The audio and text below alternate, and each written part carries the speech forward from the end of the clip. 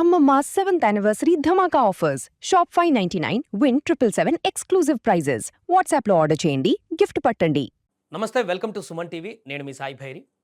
ప్రస్తుతం బంగారానికి సంబంధించిన చర్చ దేశవ్యాప్తంగా కొనసాగుతుంది. ప్రధాని మోదీ హైదరాబాద్లో పెరెడ్ గ్రౌండ్లో చెప్పినటువంటి విషయాల తర్వాత చర్చ కొనసాగింది. దాని తర్వాత నిన్న తాజాగా దిగుమతి సుంకాలకు సంబంధించి ఒక సంచలన నిర్ణయం తీసుకోవడం ఇప్పుడు సంచలనంగా మారింది. దీనివల్ల ఏం జరగబోతుంది, రాబోయే రోజుల్లో బంగారం పెరుగుతుందా తగ్గుతుందా, ఈ దిగుమతి సుంకాల పెంపు నిర్ణయం అనుకున్నటువంటి కారణాలేంటి, దీనికి సంబంధించి మనం మాట్లాడదాం. మనతో పాటు ప్రొఫెసర్ డాక్టర్ జీవీఆర్ శాస్త్రి గారు ఉన్నారు, సీనియర్ ఎకానమిస్ట్. సార్ నమస్తే సార్. సార్, మోదీ దిగుమతి సుంకాలు పెంచుతున్నట్టుగా తాజాగా తీసుకున్నటువంటి నిర్ణయం, దీనివల్ల బంగారం భారీగా పెరుగుతుందనేటువంటి ఒక చర్చ కొనసాగుతుంది. ఈ నిర్ణయం అనుకున్నటువంటి కారణాలేంటి, ఇప్పుడు రాబోయే రోజుల్లో బంగారం నిజంగానే భారీగా పెరుగుతుందా? అంటే మీరు ఆయన ఎందుకు పెంచుతున్నారు అని కాదు. కేంద్ర ప్రభుత్వం 10% సుంకాలు పెంచాలి, 15% చేయాలి అంటే దాన్ని ఎందుకు చేస్తున్నారంటే ప్రజలని డిస్కరేజ్ చేయాలి బంగారం కొనుగోలు మీద. రేటు అంటే ఇప్పుడు మీకు 100 రూపాయలు విలువైన బంగారంలో 15 రూపాయలు మీరు గవర్నమెంట్కి పే చేయాలి, విలువ ఉండదు. 85 రూపాయలు బంగారమే, 100 రూపాయలు కాదు. సో అది డిస్కరేజ్ కింద వస్తుంది, ఎందుకంటే వీళ్ళకి ఫారిన్ ఎక్స్చేంజ్ రిజర్వ్స్ ఎగ్జాస్ట్ అయిపోతుంది. ఈ యుద్ధం అనేది ఎంతకాలం జరుగుతుందో తెలియదు. ఇంకోటి ఏంటంటే రష్యా డిస్కౌంటెడ్ ఆయిల్ మన దగ్గర అంత స్మూత్ గా రావట్లేదు. అరేబియన్ సీ మొత్తం రూట్ అంతా చాలా ఇబ్బందిగా తయారైంది. మన దేశానికి సప్లై చైన్ మేనేజ్మెంట్ కి పూర్తి బ్యాక్ బోన్ ఏదైనా ఉందంటే అది అరేబియన్ సీ. ఎందుకంటే బే ఆఫ్ బెంగాల్లో మీకు పెద్ద ఇదేందో ఎక్కువ ఇబ్బంది ఉండదు, ఎందుకంటే ఓన్లీ మన కంట్రీ బంగ్లాదేశ్ ఉంటాయి, ఇంకేం కంట్రీస్ పెద్దగా ఏం లేవు. మన ఇండియా బే ఆఫ్ బెంగాల్లోకి ఎంటర్ అవుతున్నప్పుడు శ్రీలంక నుంచి ఎంటర్ అవ్వాలి, శ్రీలంక ముందు నుంచి. రైట్ సైడ్ బర్మా ఉంటుంది, లేకపోతే మలాకా స్ట్రైట్, లేదంటే అండమాన్ నికోబార్, లేదంటే మనకు బంగ్లాదేశ్, ఇండియా, పెద్ద దేశాలు లేవు. కానీ అరేబియన్ సీ అలా కాదు. అరేబియన్ సీకి అటు సైడ్ ఆల్మోస్ట్ జలసంధి ఉంది, లేదంటే రెడ్ సీ ఉంది. రెడ్ సీ నుంచి సూయిజ్ కెనాల్ కి దారి ఉంది, ప్లస్ అక్కడ ఒమాన్ ఉంది, హూతీస్ యమన్ ఉంది. తర్వాత ఇటు సైడ్ లో హర్ముజ్ జలసంధి లోపలికి వెళ్ళిపోతే అన్ని దేశాలు, అన్ని మిడిల్ ఈస్ట్ కంట్రీస్ అన్నిటికీ అదే మెయిన్ దారి. సో ఈ దారి మూతబడిపోతే సప్లై చైన్ మేనేజ్మెంట్ కి అడ్డం పడిపోయింది. సప్లై చైన్ మేనేజ్మెంట్ అడ్డం పడిందంటే ఫారిన్ ఎక్స్చేంజ్ రెగ్యులేషన్, మన 140 కోట్ల మందికి సంవత్సరానికి మన కనీసం $500-600 బిలియన్ అవసరం. ఇంపోర్ట్స్ ఎక్స్పోర్ట్స్ ఇంబ్యాలెన్స్ వస్తుంది. మన ఇంపోర్ట్స్ తక్కువ, ఇంపోర్ట్స్ ఎక్కువ, ఎక్స్పోర్ట్స్ తక్కువ. ఆ రెండింటి మధ్య ఇంబ్యాలెన్స్ ఎందుకు వస్తుందంటే డాలర్ రేట్ ఏంటి పెరిగిపోతుంది, 94 రూపాయల దాకా వచ్చేస్తుంది. సో దీన్ని మనం కంట్రోల్ చేయవలసిన అవసరం ఉంది. ఇప్పుడు ఏదో కేంద్ర ప్రభుత్వం కంట్రోల్ చేస్తుందంటే కేంద్ర ప్రభుత్వం చేతుల్లో కూడా పెద్దగా ఉందని నేను అనుకోను. కేంద్ర ప్రభుత్వం చేతుల్లో కూడా ఏం లేదు. రాష్ట్ర ప్రభుత్వాలు అన్ని చేతులు ఎత్తేస్తాయి, ఎందుకంటే వాళ్ళు అన్ని అప్పుల్లో నిండుగా ఉండిపోయారు. కాస్ట్ ఆఫ్ వెల్ఫేర్ స్కీమ్స్ దాటిపోయాయి. అంటే డబ్బులను సంపాదించే రాష్ట్ర ప్రభుత్వాలకు వచ్చే డబ్బు కంటే కూడా సంక్షేమ పథకాలు అని చెప్పి వీళ్ళు పంచిపెట్టడం ఎక్కువైపోయింది. అంటే ఏంటి, ఆర్థిక వ్యవస్థ మీద అవగాహన లేకపోయింది. ఆర్థిక వ్యవస్థ మీద అవగాహన లేని రాష్ట్రాలుగా మిగిలిపోయాయి. ఇప్పుడు కొత్తగా వచ్చిన ముఖ్యమంత్రి తమిళనాడు చూసినా ఆయన అదే ఉంటుంది, మేము ఇది ఇస్తాం అది ఇస్తాం, ప్రజల్ని మభ్య పెట్టేస్తున్నారు. మీరు పెట్రోల్ దగ్గర ఒక క్లారిటీ లేదు మీకు. ఎందుకంటే 35 రూపాయలు, మనం 3 లీటర్లు కొనుక్కొని 3 లీటర్లకు డబ్బు ఇస్తే 1 లీటర్ పోస్తున్నారు. అది నిజం, పచ్చి నిజం అది. అంటే 1 లీటర్కి డబ్బు కేంద్ర ప్రభుత్వం, 1 లీటర్ డబ్బు ఆ రాష్ట్ర ప్రభుత్వం తీసుకుంటుంది వ్యాట్ ద్వారా. సో దాంట్లో ఏంటంటే సప్లై చైన్ మేనేజ్మెంట్కి వీళ్ళకి అవగాహన లేదా. ఇలా కొనసాగితే మాత్రం చాలా ఇబ్బందులు వెళ్ళిపోతాం. ఇవి మెజర్స్ కాదు, ఆన్సర్లు ఎతకడం ఆపేయాలి. ఆన్సర్లు కాదు, సొల్యూషన్ ఎతకాలి. సొల్యూషన్ అనేది 70 ఏళ్ళకి మనం ఎతకలేదు, మనకు రాదు. అదేంటంటే maximum reforms and optimised reforms అంటారు. మన భారతదేశం మాక్సిమం రిఫార్మ్స్ మీద ముగ్గింది. 1947లో మన ఎకనామికల్ రిఫార్మ్స్ అన్ని మాక్సిమైజ్డ్ రిఫార్మ్స్. అవన్నీ అంటే గరిష్టీకరణని నిర్దేశిస్తూ చేసుకున్న ఆర్థిక రిఫార్మ్స్. వాటిని ఏం చేయాలి, ఇప్పుడు మనం ఆప్టిమైజ్డ్ రిఫార్మ్స్ గా మార్చుకోవాలి, డైనమిక్ రిఫార్మ్స్ గా మార్చుకోవాలి. మార్చుకోవాలంటే మనకి అలాంటి కాన్సెప్ట్ ఉన్న ఎకనమిస్టులు ఉండాలి. అలాంటి వాళ్ళు ఆలోచన ఉన్న మనుషులు కావాలి. అది భారతదేశంలో ప్రస్తుతానికి ఉందంటే నేను అంత ఇదిగా చెప్పను. ఎందుకంటే లేదు. ఎందుకంటే మీరు చూస్తుంటే రాబడి వనరుల మీద ఎక్కువ ఆధారపడిపోయిన దేశం. ఆదాయ వనరుల మీద కాదు. ఆదాయ వనరులన్నీ ఫోకస్ అయిపోతుంది. కొంతమంది చేతుల్లో అవి ఒక కీలుబొమ్మలా తయారైపోతాయి.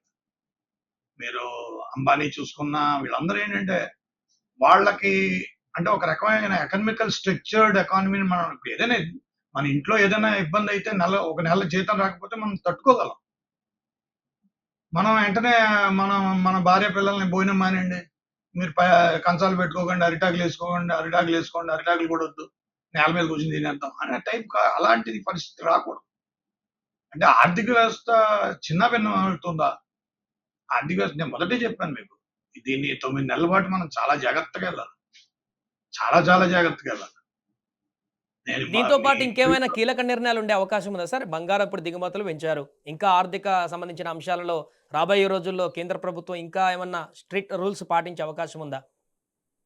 వాళ్ళు పెట్టిన బడ్జెట్ కు అంత నేను అనుకోవడానికి ఇంక ప్రాధాన్యత ఏం లేదు. మనం పెట్టిన బడ్జెట్ వీగిపోయినట్టే లెక్క. రాష్ట్ర ప్రభుత్వాలు పెట్టిన బడ్జెట్లు కూడా దేనికి పనికిరావు. ఎందుకంటే ఇప్పుడు ఇది సప్లై చైన్ మేనేజ్మెంట్ ఎలా ఉంటుందంటే సిమెంట్, స్టీల్ ఇవన్నీ ఇసుక ఈ 3 పాలసీలతో ఒక రకమైన కన్స్ట్రక్షన్ తో మొదలైంది.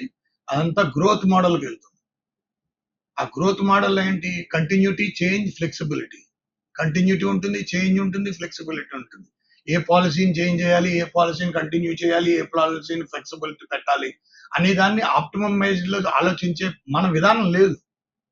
మనం ఏం చేస్తాం? ఆ విధానం లేకపోవడం వల్ల ఏం చేస్తాం అంటే దాని మీద పన్ను వేస్తాం. పన్ను వేస్తే ఏమవుతుంది? ప్రజల మీద పెట్టేద్దాం. అంటే డిజాస్టర్. అంటే మీకు తెలియవలసింది ఏంటంటే మన భారతదేశ ఆర్థిక వ్యవస్థలో డిజాస్టర్ మేనేజ్మెంట్ అనేది ఎక్కడ డెవలప్మెంట్ లో భాగం కాలేకపోయింది. ఆర్థిక వ్యవస్థలో భాగం కాలేకపోయింది. అది ప్రజల దగ్గర ఉండిపోయింది. డిజాస్టర్ మేనేజ్మెంట్ అనేది ప్రజల దగ్గర ఉండిపోయింది. అంటే ఏంటి? మేము ఏం వచ్చేసినా కూడా మేము ప్రజల మీద పెట్టేస్తాం. మీరు ఆడుకోండి, మీరే చూసుకోండి, మీ పద్ధతి మీది అనేది కాదు. అది ఆర్థిక వ్యవస్థ కాదు. అది మిక్స్డ్ ఎకానమీ. 1947 లవ్ స్టోరీలో చేసిన తప్పు అది. ఎందుకంటే అప్పుడున్న ఆర్థిక వ్యవస్థలో రెండే ఆర్థిక వ్యవస్థలు: socialistic economy, capitalistic economy. Socialistic ఎకానమీలో డిజాస్టర్ మేనేజ్మెంట్ ఉంది, క్యాపిటలిస్టిక్ ఎకానమీలో డిజాస్టర్ మేనేజ్మెంట్ ఉంది. కానీ ఈ మిక్స్డ్ ఎకానమీలో డిజాస్టర్ మేనేజ్మెంట్ లేదు.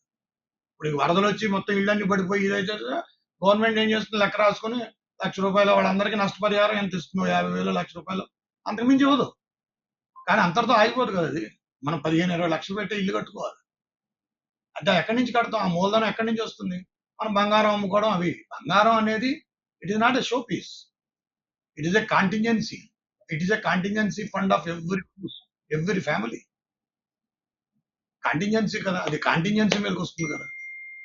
దాన్ని మనం ఆర్థిక వ్యవస్థను ఈ రకంగా ఆలోచించడం అంటే కేంద్ర ప్రభుత్వం ఈ నిర్ణయాలు తీసుకుంటుందని ఈ నిర్ణయాలు తీసుకోవాలి, తప్పదు. ఆప్షన్ లేదు. ఎందుకంటే మీరు ₹1,00,000 కోట్లు ఎంతో వాళ్ళకి నష్టం అయిపోయింది. ఆయిల్ కంపెనీలకు నష్టం 100% ఆయిల్ కంపెనీ నష్టం అయిపోతుంది. ఇందులో డౌటే లేదు. ఇందులో వేరే ఆప్షన్ ఉండదు. ఎందుకంటే $108 వెళ్ళిపోయింది, $110 వెళ్ళిపోయింది బ్యారెల్. అది ఎంత డాలర్కి వెళ్ళిపోతుందో ఎవరికి తెలియదు. ఆ యుద్ధం ఆగుతుందో ఆగదో తెలియదు. ఎందుకంటే గల్ఫ్ కంట్రీస్ లో డైనమిక్స్ మారిపోయాయి. డైనమిక్స్ పూర్తిగా మారిపోయాయి. అది ఏ రకంగా ఎమర్జ్ అవుతుంది, ఏ రకంగా డ్రైవ్ అవుతుంది, ఏ రకంగా కొత్త సిద్ధాంతం వస్తుంది అనేది ఎవరు ఊహించరు. నెలలో వస్తుందా, 2 నెలలు వస్తుందా, 3 నెలలు వస్తుందా, 4. కానీ మనకు వచ్చే సమస్య ఇది కనుక మనం 9 నెలల్లో ఇప్పుడు మనం ఏంటంటే రెండే మనకు విధానాలు. ఒకటి వ్యయ అంశాలు, అంటే ఎక్స్పెండిచర్ రిఫార్మ్స్ చేయాలి. 3 రిఫార్మ్స్ ఉంటాయి: income reforms, revenue reforms, expenditure reforms. Expenditure reforms మీదే ప్రభుత్వాలు పనిచేయాలి. అంటే వాళ్ళ ఎక్స్పెండిచర్ తగ్గించేయాలి. పూర్తి ఎక్స్పెండిచర్ తగ్గించేయాలి. కాస్ట్ ఆఫ్ గవర్నెన్స్ చాలా తక్కువకు రావాలి. సంక్షేమ పథకాలని చెప్పి డబ్బులు పంచిపెట్టడం ఉంది చూసా, అది జరిగే పని కాదు ఇంకా. ఎందుకంటే మీరు జీతాలు కూడా ఇవ్వలేని పరిస్థితి. ఎందుకంటే నాకు అనుమానం ఏంటంటే అది సెంట్రల్ గవర్నమెంట్ ఈ గవర్నమెంట్ ఉంచుతుందా అని నా డౌట్. ఎందుకంటే కొన్ని maybe 2-3 months down the line అవసరం అయితే గవర్నమెంట్ క్యాన్సిల్ చేసేస్తుంది. స్టేట్ గవర్నమెంట్ అన్ని డిస్మిస్ చేసి ప్రెసిడెంట్ రూల్ పెట్టుకుంటుంది. ఎందుకంటే ఆ ఒక ఆప్షన్ 356 ఉంది మనకి. ఎందుకంటే దేశం అంతా ఆర్థిక ఈ స్థితిగతి కనుక ఇబ్బంది అయిపోతే అది చేయాల్సి వస్తుంది. మైన ఆ పరిస్థితిలో పరిస్థితి ఉందంటారా సార్ మన దేశ ఆర్థిక పరిస్థితి? ఎందుకంటే ఇప్పటికే ప్రపంచంలోనే మూడో ఆర్థిక శక్తికి ఎదుగుతుంది. నాలుగో స్థానం దాటేసింది. ఇలా చెప్పుకుంటున్న పరిస్థితుల్లో మీరు చెప్పినట్టు అలాంటిదేమి దీంతో లేదండి. దారుణం. హ్మ్. ఆర్థిక వ్యవస్థ ఇప్పుడు 6, 7కే వచ్చింది. అలాంటిదేమీ లేదు. మీరు అలాంటివి లేని ఆర్థిక వ్యవస్థ మనం 3లో ఉన్నా, 2లో ఉన్నా ఉపయోగం లేదు. ఎందుకంటే మనది పర్ క్యాపిటా ఇన్‌కమ్ $2,200 ఉంటుంది. 2లో ఉన్నవాడిది, 4లో ఉన్నవాడిది పర్ క్యాపిటా వాళ్ళది 40,000, $30,000 ఉంటుంది. అంచేత మనది 150,00,00,000 మంది జనాభా. భారతదేశ ఆర్థిక వ్యవస్థ ప్రపంచంలో ఎటువంటి ఆర్థిక వ్యవస్థను సరితూగదు, సమానంగా రాదు. దాన్ని కంపేర్ చేయడం యాపిల్ టు యాపిల్ కంపారిజన్ అనేది జరగదు. మనది మిక్స్డ్ ఎకానమీ. నేను ఇంటిగ్రేటెడ్ ఎకనామిస్ట్. మనది మిక్స్డ్ ఎకానమీలో అలాంటివి చేయకూడదు. 3లో ఉందా, 4లో ఉందా, 3లో ఉన్నా మీకు ఉపయోగపడదు. 8లో ఉన్నా ఉపయోగపడదు. 10లో ఉన్నా ఉపయోగపడదు. అదేంటంటే గ్రోత్ రేట్‌ని బట్టి చేసుకోవాల్సిన విషయం అది. అదేంటంటే మనం చేయవలసిందేంటంటే ప్రజల దగ్గర 4 అంశాలు నిలబడతాయి. Health, education, transportation, communication. ఈ 4 వాళ్ళ పర్చేజింగ్ పవర్, వాళ్ళ కొనుగోలు శక్తి. వాళ్ళ కొనుగోలు శక్తి దేనికి వినియోగిస్తున్నారు? వాళ్ళు ఎక్కువ ఎడ్యుకేషన్‌కి ఉపయోగిస్తారు, లేదా హెల్త్‌కి ఉపయోగిస్తారు, లేదా వాళ్ళ ఫ్యామిలీ వెల్‌ఫేర్‌కి ఉపయోగిస్తారు, కమ్యూనికేషన్‌కి ఉపయోగిస్తారు, ట్రాన్స్‌పోర్టేషన్‌కి ఉపయోగిస్తారు. ఈ 4 అంశాల మీద వాళ్ళ కొనుగోలు శక్తి ఆధారపడి ఉంటుంది. సో, ఆ కొనుగోలు శక్తిని నిలబెట్టే బాధ్యత ప్రభుత్వాల మీద ఉంటుంది. అందుకే నేను రాష్ట్ర ప్రభుత్వాలకు చెప్పేదేంటంటే, మీరు మొత్తం మీ ఫైనాన్స్ మినిస్టర్‌ని ఆర్థికవేత్తలుగా పెట్టుకోండి. సోనియా గాంధీ, పివి నరసింహారావు వాళ్ళు ఆయన మన్మోహన్ సింగ్‌ని ఎందుకు పెట్టుకున్నారు? అలాగే కేంద్ర ప్రభుత్వంలో కూడా ఒక ఆర్థికవేత్తనే ఒక ఫైనాన్స్ మినిస్టర్‌గా పెట్టుకోవాలి ఈ టైంలో. రాష్ట్ర ప్రభుత్వాలు కూడా ఆర్థికవేత్తగానే పెట్టుకోవాలి. సంక్షేమ పథకాలనేవి మీరు డెవలప్‌మెంట్ అండ్ అప్‌లిఫ్ట్‌మెంట్ అన్నారు. అభివృద్ధి, చేయూత. అభివృద్ధి, చేయూత అనే పదాలకి, చేయూత అనే పదానికి కరెక్ట్‌గా డెఫినిషన్ ఉన్నా కూడా దాన్ని విరగ్గొట్టి, ఎనక్కొట్టి, చిరగ్గొట్టి దాన్ని బస్సులో ఫ్రీ, ఇందులో ఫ్రీ ఎవడిస్తారండి? ఎవడి డబ్బులివి? అవసరమైతే గవర్నమెంట్ ఎనాక్ట్‌మెంట్ చేసి మొత్తం ఎంతమందైతే రిచ్ పీపుల్ ఉన్నారో వాళ్ళందరూ ప్రజాప్రతినిధులు వాళ్ళందరి దగ్గర 50% ఆస్తులు సేకరించమనండి. తప్పేం లేదు. ప్రజాప్రతినిధులు అందరి దగ్గర 50% ఆస్తులు సేకరించొచ్చు. తీసేసుకోవచ్చు. కామన్ ప్రజల మీద పడిపోవడం కాదు. వాళ్ళందరూ వాళ్ళు సంపాదించుకున్నదేం కాదు. అది అందరికీ తెలుసు మన భారతదేశ ప్రజాస్వామ్య వ్యవస్థ ఏ రకంగా జరుగుతుంది. అంచేత దానికి చెప్పేదేంటంటే మనం ఆలోచించుకోవాల్సిందేంటంటే ప్రజల యొక్క ఈ టైంలో 3 సిద్ధాంతాలు. ఎక్స్‌పెండిచర్ రిఫార్మ్స్ చేయడం ప్రభుత్వాలు, పూర్తిగా వ్యయాలు తగ్గించేసుకోవడం. కె Canada New Zealand prime minister cycle మీద వెళ్తాడు. ఆయన ముందు ఓ పోలీసోడు ఉంటాడు. ఆయన వెనకాల పోలీసు ఉంటారు. వాళ్ళు కూడా సైకిల్ మీదే ఉంటారు. అప్డేట్ ఉంది సార్ ఒకటి. ప్రధాని మోదీ కాన్వాయ్‌ని కూడా కొంత 50% వరకు తగ్గించుకోవాలి. ప్రధాని ఎలక్ట్రిక్ మోదీ వెహికల్స్ అంటే పెట్టుకోవాలి. ముఖ్యమంత్రులు కూడా 2, 3 కార్ల కంటే వేస్టు. మీ మంత్రులు కార్లు తీసేయండి. మొత్తం అన్ని తగ్గించుకోవాలి. ప్రజాప్రతినిధులు అందరూ తగ్గించేసుకోవడం ఇంతకు ఆప్షన్ లేదు. ఈ 9 నెలలు ఒక ఆర్థికవేత్తలా మీకు చెప్పేదేంటంటే ప్రజలకి తెలియని రాజకీయాన్ని ఎడ్యుకేట్ చేసేసారు. కానీ ఆర్థిక వ్యవస్థ దాని విధి విధానం, దాని రూపకల్పన, వాళ్ళ కొనుగోలు శక్తి, వాళ్ళ ఖర్చులు, వాళ్ళ వ్యయాలను ఏ రకంగా నిర్మిస్తాం, ప్రభుత్వాలు ఎలా నడుపుతాం, ఏ ఖర్చులతో నడుపుతాం, మూలధనంతో నడుపుతామా, ఆదాయంతో నడుపుతామా, రాబడితో నడుపుతామా, ఏ రకంగా వనరులు వస్తున్నాయి, ఎవరికి వనరులు మనం ఇస్తున్నాం, ఇవేమి చెప్పరు. అవి తెలియకూడదు ప్రజలకు. అవి ప్రజలకు తెలియకుండా కాపాడుకుంటూ ఆయన కాన్వాయ్ బాగా వెళ్ళింది, దుమ్ము రేపేసింది, ఆయన ఇలా రేపేసాడు, నాయకులు అలాంటిది ఏమి ఉండవు. ఇవన్నీ మట్టుకోవాలి. మన పెద్ద పెద్ద నాయకుడు అంటారు, ఈ నాయకుడు అంటారు. ఏ నాయకుడు లేడు. అందరూ బతికేది 36,500 రోజులే. 36,500 రోజులు అంటే 100 ఏళ్ళు. ఎంత పెద్ద నాయకుడైనా అది దాటి వెళ్ళడం అనేది జరగదు. ఫైనల్‌గా ఒకటి ఇప్పుడు అందువలన బంగారం మీదనే చాలా సామాన్య ప్రజలందరూ కూడా ఆలోచిస్తుంది ఇదే. అంటే 1 ఇయర్ పాటు కొనకుండా ఉంటే ఆ తర్వాత మళ్ళీ కంట్రోల్‌లోకి వస్తుందా బంగారం లేకుంటే ఈ దిగుమతుల నిర్ణయం తర్వాతనైనా కొద్ది రోజులు స్ట్రిక్ట్‌గా ప్రజలందరూ కూడా ఫాలో అయితే ఆ తర్వాత ఏమైనా బంగారానికి సంబంధించిన గుడ్ న్యూస్ ఏమైనా వినొచ్చా? ఈ ప్లానింగ్‌ని అంటే ఎలా చూడొచ్చంటారు? 1 ఇయర్ బంగారం ప్లానింగ్. బంగారం ప్లానింగ్ కేంద్ర ప్రభుత్వానికి ఫారెన్ ఎక్స్చేంజ్ రిజర్వ్స్ కన్జంప్షన్ గురించి, అంతేగాని ప్రైస్ గురించి కాదు. కేంద్ర ప్రభుత్వం ప్రైస్ ఏం డిసైడ్ చేయదు. బంగారం ప్రైస్ డిసైడ్ చేసేది బంగారం సప్లై చైన్ మేనేజ్మెంట్ బయట నుంచి. బయట ఇంటర్నేషనల్ గోల్డ్ బిలియన్‌లో. మనదేంటంటే వీళ్ళు ఆ బిలియన్ మీద రూ. రూ. 100 బంగారపు ధర ఉంటే దాని మీద రూ. 15 ట్యాక్స్ వేశారు. అంటే ఏంటి? 115 అవుతుంది. అంటే మీరు కొనుక్కునే రూ. 100 బంగారంలో ఆ రూ. 100 బంగారమే ఉంటుంది గానీ రూ. 115 ఉండదు. ఆ రూ. 15 మీరు ట్యాక్స్ కడుతున్నారు. ఆ ట్యాక్స్ కోసమనైనా ఆగుతారేమో అనే ఉద్దేశంతో ఇచ్చేశారు. తర్వాత మళ్ళీ కొన్ని ట్యాక్స్ తగ్గించే అవకాశం ఏమన్నా చూడొచ్చు మనం. ట్యాక్స్ తగ్గించడం అంటే ఇంకా అది ఎప్పుడు తగ్గిస్తారంటే వాళ్ళు తగ్గించొచ్చు, తగ్గించకపోవచ్చు. ఎందుకంటే ఫారెన్ ఎక్స్‌చేంజ్ రిజర్వ్స్ అంటే ఏంటి? ప్రభుత్వం దగ్గర అలార్మింగ్ వచ్చేసింది. ఫారెన్ ఎక్స్‌చేంజ్ రిజర్వ్స్‌ని సేవ్ చేయకపోతే ఎకనామికల్ సిట్యుయేషన్స్ బ్యాడ్ అయిపోతుంది. అది ఎందుకు అవుతుంది? మనం పెట్రోలియం ప్రైసెస్‌కి ఎక్కడైనా ఎక్కువ డబ్బులు పే చేస్తున్నామా? కోల్ కొనుక్కుంటాం థర్మల్ పవర్ కోసం. దానికి ఎక్కడైనా కోల్ మనం డాలర్స్ ఎక్కువ పే చేస్తున్నామా? ఎందుకంటే డాలర్ రూ. 60 ఉండే రూ. 65 డాలర్ ఇప్పుడు రూ. 95 అయిపోయింది. అంటే ఏంటి? మనం 1 టన్ కోల్‌కొచ్చేది మనం 1 ½ టన్ కోల్‌కి పే చేస్తున్నాం. అంటే 1 టన్ కోల్ ఇంపోర్ట్ చేసుకుంటాం. 1 ½ టన్‌కి పే చేస్తున్నాం. సో, ఆ రకంగా మన డబ్బు మన ఫారెన్ ఎక్స్‌చేంజ్ రిజర్వ్స్ కన్జంప్షన్ అయిపోతున్నాయి. అందులో మేజర్‌గా బంగారం కూడా ఎక్కువైపోవడంతో బంగారాన్ని కంట్రోల్ చేస్తున్నారు. ఇప్పుడు ఎలక్ట్రిసిటీని కూడా ఆదా చేయమన్నారు. నేను చెప్పేదేంటంటే ప్రతీదీ ఆదా చేయండి. బ్రాండెడ్ ఇప్పుడు అదే కాదు. బ్రాండెడ్ కార్లు కొనడం గాని, బ్రాండెడ్ బట్టలు కొనడం గాని, బ్రాండెడ్ ఐటెమ్స్ కొనడం గాని ఇవన్నీ మీరు తగ్గించేయండి. పూర్తిగా తీసేయాలి. ఈ 9 నెలలు చాలా క్రూషియల్ 9 మంత్స్. ఈ 9 మంత్స్ కరెక్ట్‌గా ఎళ్ళకపోయి కామన్ మ్యాన్ పర్చేజింగ్ పవర్‌లో తేడా వస్తే వచ్చే 7 నుంచి 9 ఏళ్లుగా దీని ఎఫెక్ట్ వచ్చే 7 నుంచి 9 ఏళ్లు పడుతుంది మళ్ళీ రికవర్ అవ్వడానికి శ్రీలంక. శ్రీలంక ఇప్పటికి రికవర్ అవ్వలేదు. బ అంచేత ఆర్థిక వ్యవస్థ ఒకటి గుర్తుపెట్టుకోండి. అర్థశాస్త్రం వేరు, రాజనీతి శాస్త్రం వేరు.